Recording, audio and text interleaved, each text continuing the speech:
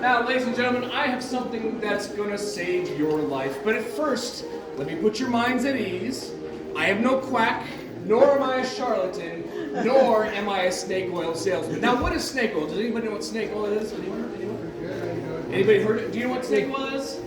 So snake oil is what we would call a cure-all elixir. It would be something that was guaranteed to cure you, but it was fake. It was baloney. It didn't work. It might make you feel better for a little while, but your symptoms would come back because it didn't cure anything. So snake oil actually comes from, I think his name was Clark Stanley from the early 1900s, and he was a snake oil salesman. So snake oil actually came from China.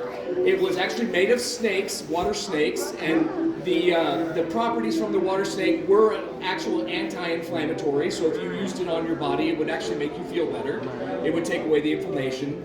But of course, we stole that from the Chinese and decided to make it even cheaper by getting rid of the snake part altogether. So Clark Stanley, excuse me, he was famous for being called out because he called himself the Rattlesnake King. And he said that he had actual snake in his oil, but it turned out he did not.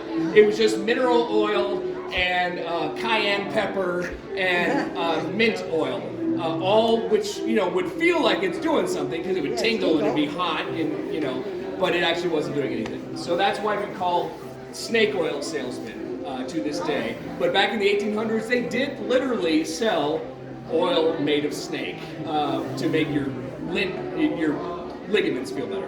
Anyway, but as I said before, I am not a snake oil salesman.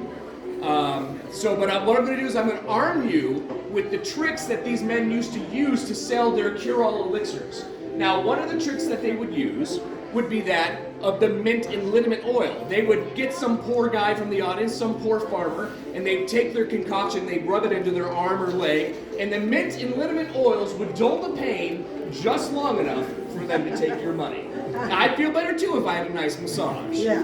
Now, the second trick these men would use would be that of the miraculous hearing restoration. Now, it's no secret in those days, people are of less than hygienic persuasion, and the most common ailment of the time was impacted earwax. And these men knew just how to handle it. They'd take their concoction and with a deft sweep over the ears, causing suction in a loud pot, why, you'd have renewed hearing, and they'd have a new sucker.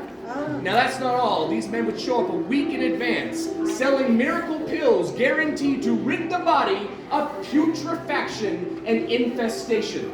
What was the trick? The pill would be full of wound up string that would work its way through the body, giving the appearance of expelling wormy demons. Now that's not all. They would hire actors to stand amongst the crowd to give unbidden testimonials or miracle curings on the spot. Now, they would also hire magicians, mentalists, they would hire fire breathers, jugglers, strongmen, all sorts of entertainment, and all of these things combined would blow your mind into believing in the hogwash they were about to sell you. You'd say, well, he just gave me a free show, I might as well hear what he has to say. I should probably buy one of his, elixirs. Now, as I said before, I am no traveling snake oil salesman, for this is not some traveling medicine show, for this is not medicine. It's a miracle. There's no sore it cannot heal, no disease it cannot dispel, no pain it cannot subdue, all within a matter of hours. When's the next stagecoach? 2 hours. In 3 hours, this will cure all that ails you. Now, don't take my word for it. Some of you have already experienced Dr. Johnson's miracle cure-all elixir. Some of you in the audience have already partook in my elixir. Let's see, somebody from the audience who's already taken it. No, you haven't taken it. It's 180 proof. You wouldn't be allowed. Let's see, you sir over there with the black hat. You sir with the black hat and the black coat. Pico, Pistolero. Dr. Johnson's miracle elixir cured me like a miracle. Oh, praise be to me. All right, somebody else. Somebody completely different. Someone who I've never met before except the one time when you took the elixir. All right, somebody else. Somebody. You, sir, right there. It cured my gout, my gut, and my... Goiter. What? Goiter.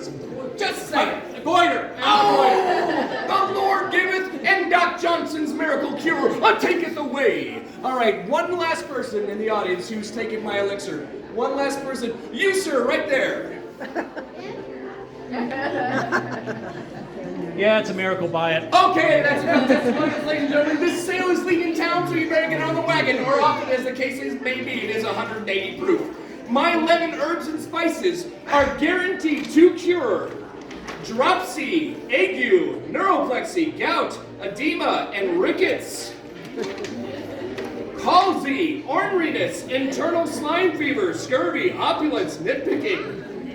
But wait, there's more. Brothel sprouts, you know what I'm talking about. Ennui, whining, addiction to elixirs, not my elixir, other people's elixirs. Erectile discomfort and existential crisis. And many, many more, ladies and gentlemen. Do take note.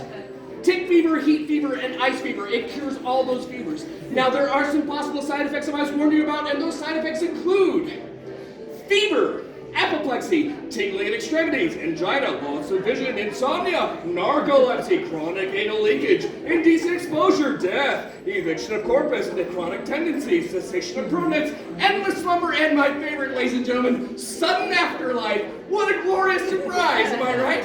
Sheriff's here. Oh, well, it would seem that the sheriff is here, and as this is highly illegal, I will see you all later. Thank you very much, ladies and gentlemen. Thank you very much. Knock pipes, ladies and gentlemen. Knock pipes. Have a wonderful day at the museum. We have games, chance, and skill. Lots of beautiful exhibits around. And have a wonderful, wonderful day.